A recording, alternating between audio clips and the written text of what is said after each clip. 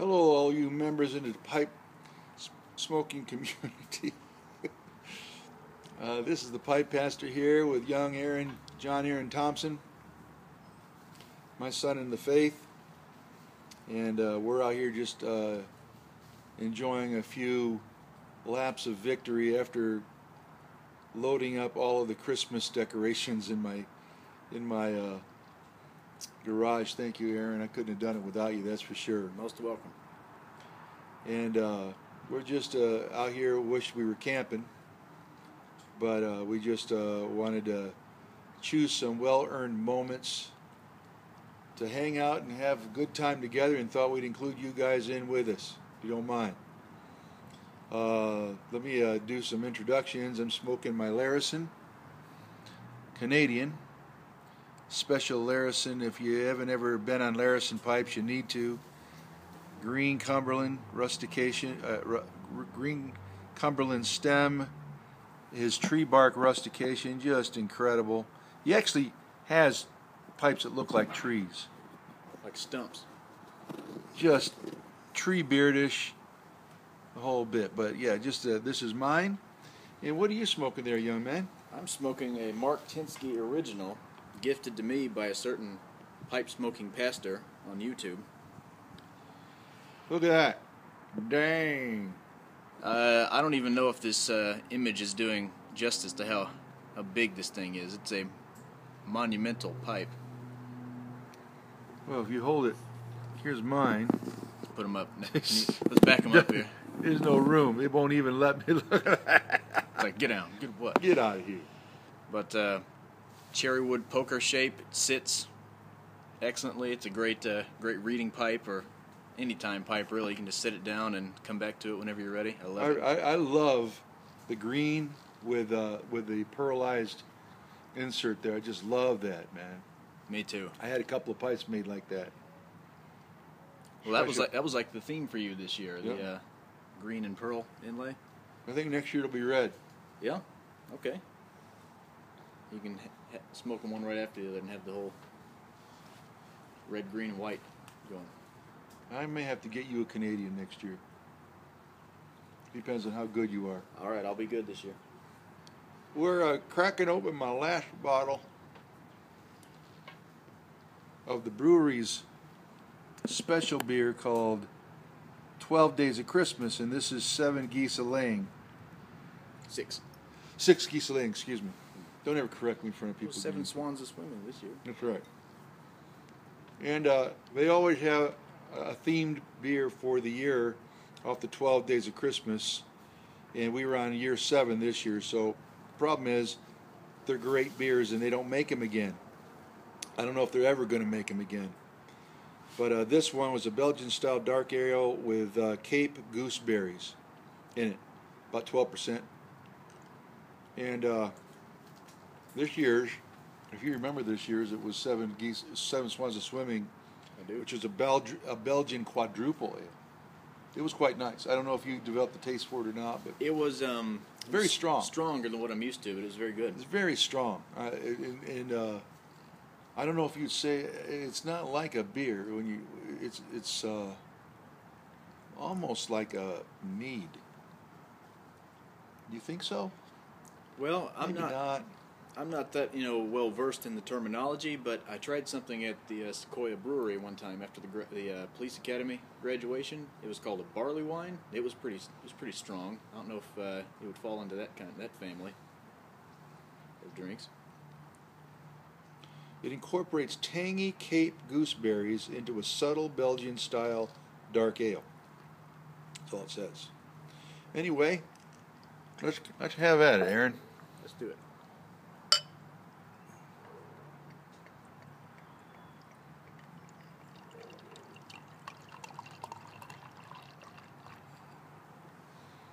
You can see the color in there. I don't know if you can see it or not.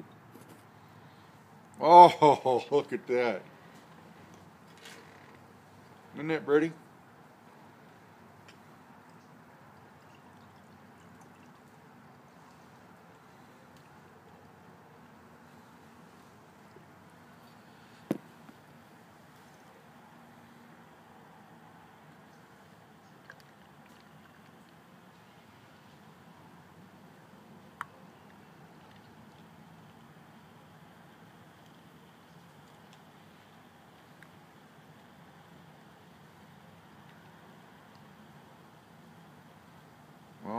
my.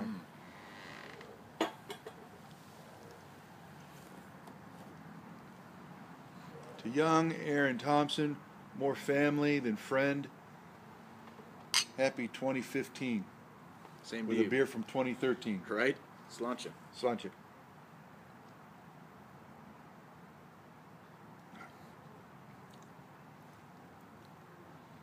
Very good. That's good.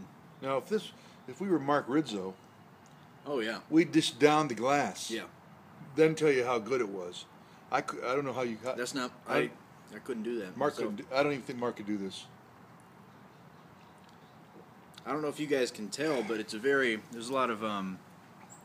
Need some light behind it there. You can see some of the... I don't know. What's the technical Sediment? term? Is it sediment? Yeah. Floating around in there, so it's definitely... Got some substance to it. Very good.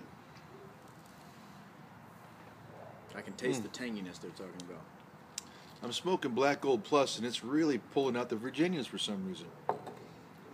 Well, Virginias classically taste like what? They're sweeter. Well, I think it really depends on, the preparation process. In my mind, when it comes to Virginias, the first Virginia I ever had was Orlick Golden Sliced, which is a golden Virginia. Okay. And I popped open the tin, and I immediately got the smell of, like, fresh cut grass and hay and tea leaves and stuff. So definitely more of like a earthy, natural flavor, I would say. I get the sweetness out of it for some reason. Oh yeah, some of them are a lot sweeter than others.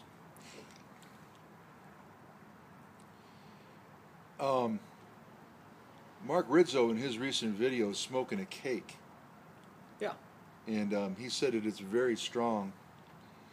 And he's going to replace, I think, Nightcap. He usually has Nightcap as a standby. He's going to replace it. He's not even going to put it in his rotation because this stuff he likes so much. I don't remember the name of it, but Go back and check it out. it was called Sea Captain's Cake or something like that. But you're going to have to help me, and I say this with fear and trembling, with the shite tobaccos you smoked, but you're going to have to help me learn how to like English. Well, I mean, I would say if it's not for you, I mean, it's just not for you, and there's nothing wrong with that. I mean, I'm starting to feel there's something wrong with me. All these guys are talking about how you go to non-aromatics and you'll be hooked, and I just never have yet. And I need to take my time. What I need to do is just take my time, walk me through it. I think what it is I'm used to a pipe tobacco scoring high on all 5 levels, which is what Black Gold and Black Gold Plus do. The taste level, the smell level out of the bag, room note, the thickness of smoke, the no burn, there's no bite tongue. Whereas English tobaccos may score high on all 4, but not room note. They smell like cigarette ash or like cigar ash or something, you know what I mean? Definitely more pungent. Yeah, smoke. Well, I would recommend to start with, I don't know if you had it, but Just for Him has their Middle Earth series. And I had to get them just because they're all named after stuff out of Tolkien. But they have one in there, my favorite English, is called Ruins of Isengard. And it's a light English, and it's actually very sweet for an English too. So I would say I'll bring some over for you next time. It's a good introduction to English. Now, was Dunhill 965 English? Mm-hmm. I like Dunhill 965. It smelled like leaves and still had that ash room note, but I thought it almost tasted chocolatey. I like that. And I like, believe it or not, Samuel Gayworth 1792. And that stuff is strong. I mean, strong like you're smoking marijuana strong. I mean, you're dizzy. When I came out here to visit last June, before I moved out here, I was at the local tobacco shop, Cigars Limited, and there was a fellow in there who let me have a bowl of his 1792. I didn't even get halfway down, and I went to lean forward, and I thought I was going to fall out of the chair. See what I'm saying? I don't know what that is. It crept up on me. It's the nicotine content. Is it okay. It's so strong in it. And would you say that's a latakia, or? Oh, I don't remember. I think it's got some in it. It's not a cake, but you do crumble it. What do you call that? It's a flake. Flake. You do crumble it up, and it smells awful in the tin. It smells like Tonquin. Mm-hmm. Got Tonquin bean. But boy, it burns real slow into a real fine ash. It's a cool smoke and tastes wonderful. It doesn't taste anything like it smells in the tin, that's for sure. But would you call that English? I've heard it said that the main factor in tobacco being called in English is the inclusion of Latakia in it. So it could very well be. Could very well be in English. Yeah, I'm not all that well versed on Burleys. You know, I know pretty much what a Cavendish is. I know pretty much what a Virginia is. That's where, you know, I end up being a novice and all that. Mark Rizzo is one of the first guys, and I'm sure there's lots more, that are as articulate in his flavor placing and his knowledge and in his the language that he uses in describing both things that he drinks and things that he smokes, which is very educational. I don't have that. I usually taste through my smell. I'm starting to learn how to feel things on my palate. Like right now, drinking that the gooseberry beer. This comes alive to me. What are you smoking today? I think got some. I think it's Black Gold Original. Can't go wrong. Black Gold, the Black Gold Duet, Black Gold and Black Gold Plus are. Let me preface this. I think I prefer Virginias more than any other category of tobacco, just because of their flavor. And for me, it's I love to have it when I'm outside. The flavor and the smell just remind me of the outdoors so much. But my two favorite tobaccos of all time are aromatics, and that's Black Gold, because, like you said earlier, it scores super high in all five of those areas. And I have to be careful around aromatics because a lot of them tend to bite me, and never once has that happened with any of the Black Gold. So I've tried so many, thinking like, oh man, like people go on the review sites and they say this is like the best thing ever, and I go and order a tin, and 5 minutes in it's already scorching my tongue. I'm just like, nope, I got to give it away. You know, Aaron, I think that's why I don't experiment a lot. Probably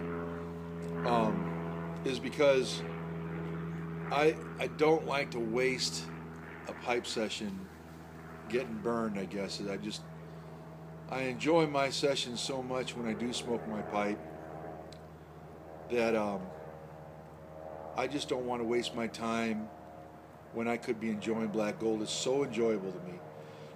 But you know, like I said, listening to more and more pipe smokers and what they're smoking and their rotation and so forth and so on,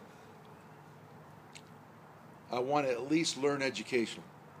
I may not ever like them, but I want to at least be educated in the taste of tobaccos and so forth. My son Ben got Aaron and I and my son Nick Bold O'Donohue this ledger that you keep a record of all the pipes that you smoke and what you smoke in the pipes and about the tobacco. It's so very cool. It's got all these different categories, and you can make notes. You know, what kind of drink does this pair with? You know, like, you know, what notes of flavor did you pick up in it, like that? Like, yeah, did it bite you? You know, there's all these different factors that. I mean, there's how many entries do you think there are per page? Like 8 or 10? Like you open it up, you know, the full 2 pages, there'll be 4 or 5 entries down any page. I mean, that's like a lifetime's worth of smoking experiences right there. But it's a worthy project. Yes, it is. One in which we need to undertake. Yes, we do. I mean, that alone would get you out there experimenting more, I think, just to fill that up. Another thing I'm finding out as we grow more and more familiar with other pipe clubs. I'm not a member of a lot of them. I think about 3. The Apostles' Creed Pipe Club, the Brothers of the Briar, and Pipe Smokers of Ireland, where I'm a resident. But the more that you get on those sites, the more